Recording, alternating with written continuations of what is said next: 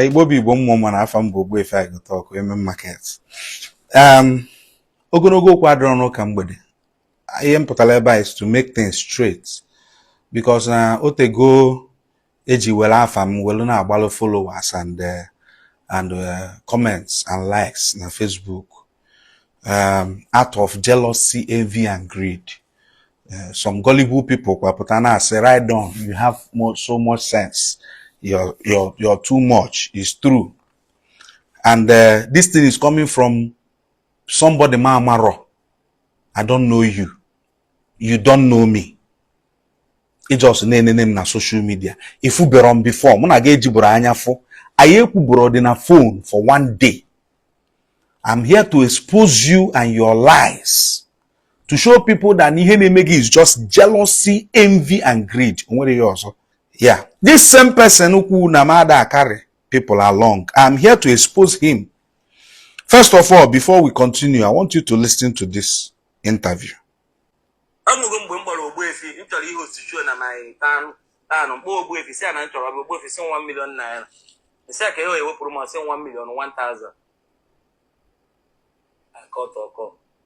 Now, with this thing now, on a new zero to grow, on a motivate him. Number one, I will answer you bit by bit. Isn't it Ogbuefi? Number one, I'm gonna get you on a phone for one day. You chatted my number. I will show people the chat. You chatted my number. He chatted them. Can the mother for how devilish and a liar you are? It's just ki welu the good na anya ndị mmadụ ki welu ezigbo mmadụ na anya ndị mmadụ na Ogbuefi abụrụzi ajọ mmadụ. Now, first message mụ na gị November 8, 2021. Nenya. November 8, 2021. Good evening. Good morning, sir. Second message August 22, 2023. There. At Iem Nabia was to give people with facts and figures. Out of jealousy, envy, and greed. Now listen. One more. Please, this is anti-Mercy comedian from Mercy and Teresa. I'm saying all right. Okay, so na ignore. Na maigerogon. Kuno ne afu. Please, I don't know if you are still free on 30th December. I'm trying to host a show in my hometown, Ekulobia. If you an interview, why you didn't call me? I'm free. Now, okay, sir. How much will you charge me to come for a show that night? My town people really likes you. Or he send them. Where reply 1 million. That's what I replied you. Is this the last price? If you pay more, I will gladly accept. Mani me polono ge sim ni yengwa ge bonamnye ge 1,000,000. That is to show you how you are trying to paint me black, evil in front of people. Now let's continue. Okay, sir, I will get back to you. Discussion I end there. Now 2021. Oh. Now 20 discussion muna ga end na August. Okay, now 2023 August 22, 2023 August. The next time it at na October 18, 2023. After it at August, September, October, 2 months later, abi 3 months later. It's good day, sir. That's good day, sir. Please, can it be possible to perform in your show? I'm good at what I do. You can ask the yarn, Ezege, even ya comedy.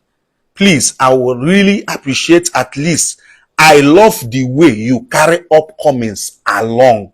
The same honor guy iji kweri here. Iji we say na love with the way I carry upcoming along. We won't force or get force. We say send a message to the number on Facebook posts. Which no post for KG we chat here. We say send their message to number had that same post. All right, let's be going. I will show you the very dark man in me. I will show people that everything you are doing is just out of envy and jealousy. You just want to paint Ogbuefi black. Now, Even if you won't permit me, I do appreciate and celebrate the way you carry others along. God will keep lifting you. Okay. Yeah, be he John gide type or send the alum. The same you say na ma de enye motive. Ese na gwala 1 million. Na menye hogide na kezi ihe ncho ka ime na mana try inye gi motive. So ijele igo moto, egosi gi Toyota Camry, gosi gi Lexus 350, gosi gi Rolls Royce Phantom. Iweje na Rolls Royce Phantom. Agwa gi price Rolls Royce Phantom. Ena si na Rolls Royce Phantom no gba wicked. No de enye gi zere enya moto. Why na for Corolla, for Lexus 330. Ikwu ni ande kọọlụ gị aka gbuam diam baba kọọlụ gị agbam gullible people. Now that I think you called me for my business and what the price business and kekosi we bụrụ nyanwa bife motivate ozege to keep on doing what you are doing. Emma, how many comedians in chief feature on my show one price fanjiwe na kpobem egwu igwe apama. Emma, how many times in chocolate here na show mu? Even my last show in Lagos, Emma go no bam. Does that make him a bad person? The same Chief Imo, Emma, how many times some go Chief Imo na phone or be on show with ego on album? Then you come out and you open your mouth. Now let's go ahead though. Let's go ahead. He sent the album poster show unuje where de lumunka. Yeah, they mean October 20th. 2 days later after K chat on 18th of October. Good morning, sir. I chatted the number. He ignored me. Then he says, I must appreciate your care. I'm not an upcoming. I believe one day my talent will push you my way. The same you sim neighbor upcomer and carry along. The same you putakwazi na sim the bros upcomer. Imemu na yana aboko yenwe pride. I just want to let people know because you have used my name to gain followers and used my name to gain comments and likes just to tarnish my image for you to grow. You can't grow, bro. You won't tarnish the image to grow. You cannot grow. And I'm here to tell people that you're evil. Forget your razzmatazz in a post where you just say thank you, God bless you, we are proud of you. Forget this fake love. I love fake. I know. Now let's go to your interview. Gente.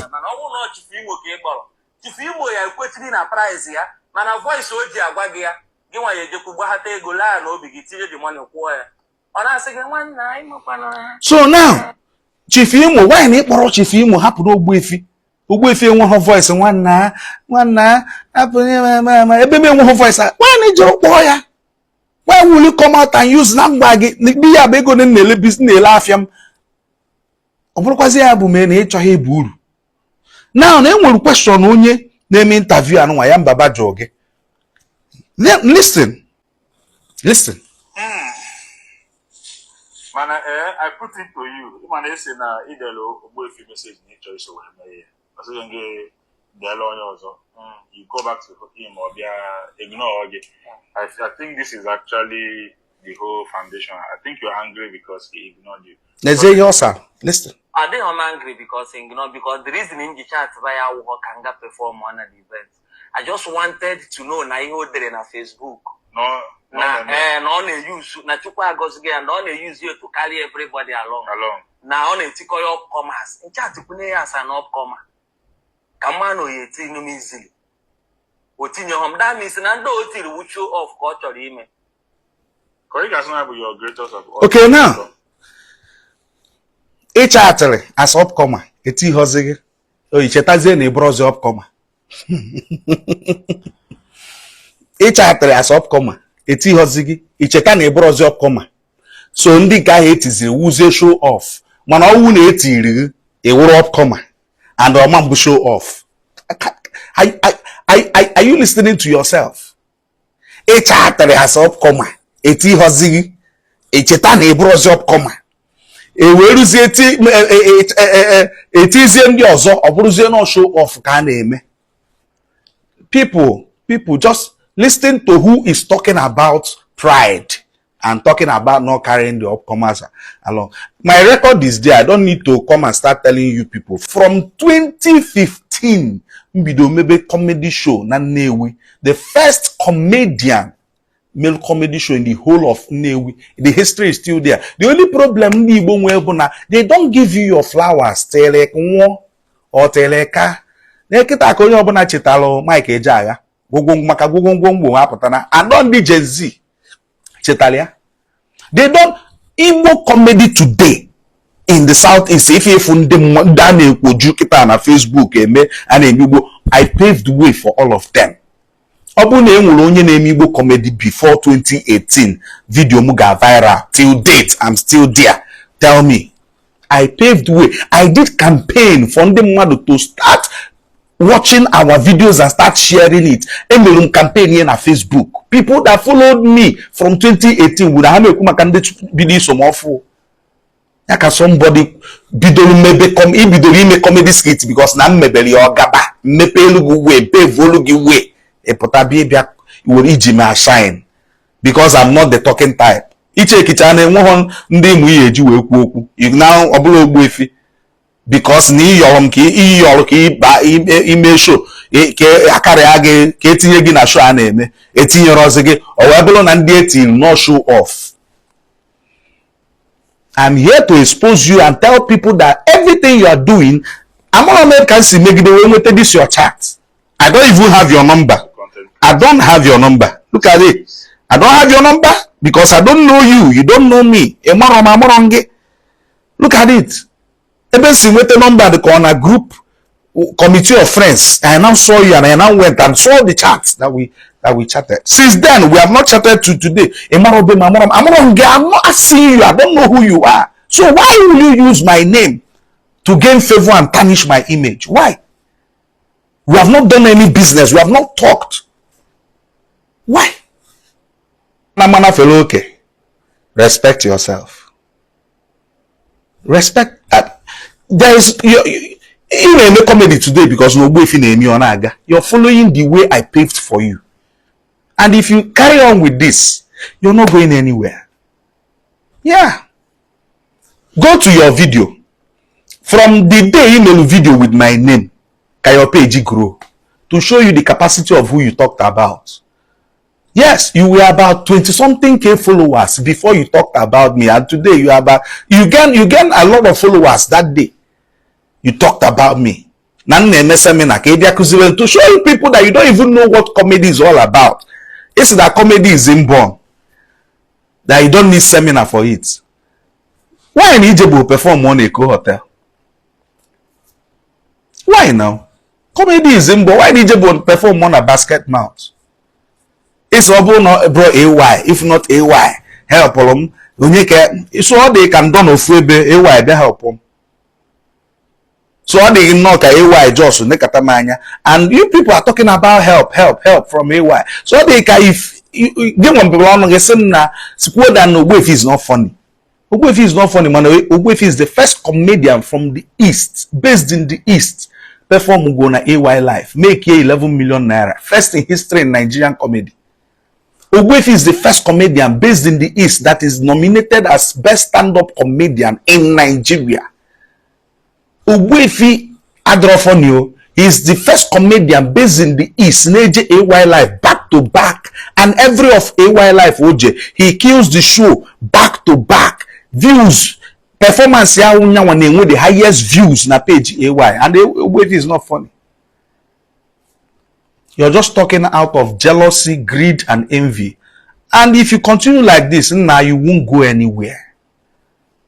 You won't go and ask. Any women ways that the people that have helped will not come out to talk. You will not come out to talk. None of them will come out to talk. When all you people will open your mouth and be talking, one day I bring out one person that you have helped. Sweet Miranda, come out and talk. Osinachinwa, come out and talk. Do you know that Delisi Ifediche, Bomu Mwa, Buyeme comedy skit first for his life. MC Touch, come out and talk. Yeah, comedy, come out and talk. As I gave you, I was the first person that gave you mic to talk on stage in your life. You people will not come out and talk. Yeah, they will not maro. I didn't make my saloko. that I gave a place na Nnewi or na handle. I later gave him the place in Nano every Sunday na Dolly Hills. I gave it to him. He won't talk. Face to face, saying that I did not do anything for him. And still, he came to my show in Lagos. I still, even what he tried to perform.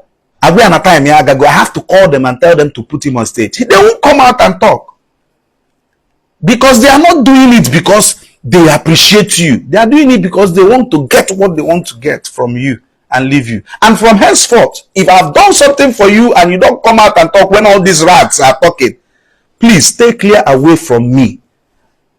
I don't fortune even with the people that appreciate people. When people say that I talk, that's why Yoruba people, because they understand what appreciation is. They appreciate every little help you give to them. Can they buy or help?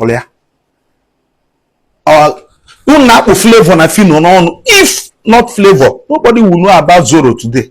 If not flavor and fino, Zoro today. Nobody will know about Jerick today. Even Igbo, they play the part. No help does not mean they won't help. Only legal one na chok on dot where. Una chok controversy tiebe. Even Yam Baba that is doing this thing, doing this content factory. Yam Baba, when you were about to start, you chatted me and told me that Nina Kwadi Bido, your podcast, that you would like me to come.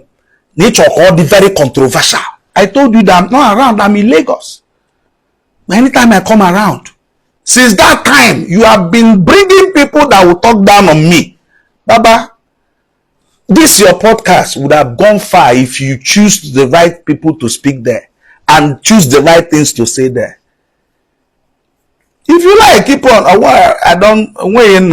Everybody's on his business, but please let my name stay clear off your people's mouths. I don't know you people. You don't know me. Before face to face. So why will you be talking about me? People every time you Ogbuefi. What did Ogbuefi do to you? And gullible people follow you people will say it's true. It's true. You one-on-one. For here, there's a chunk of for people telling me that there is no need of talking. There is need because since they are not seeing. Everyone na father everyone na need is ega na ekwu email mmadu ife bia kwuo ka mpụta ze bia kwubie onye help ole bia kwuo ya bụ nyo na ewuzi ya onye ka help nya na ewuzi. Let me come out and say it.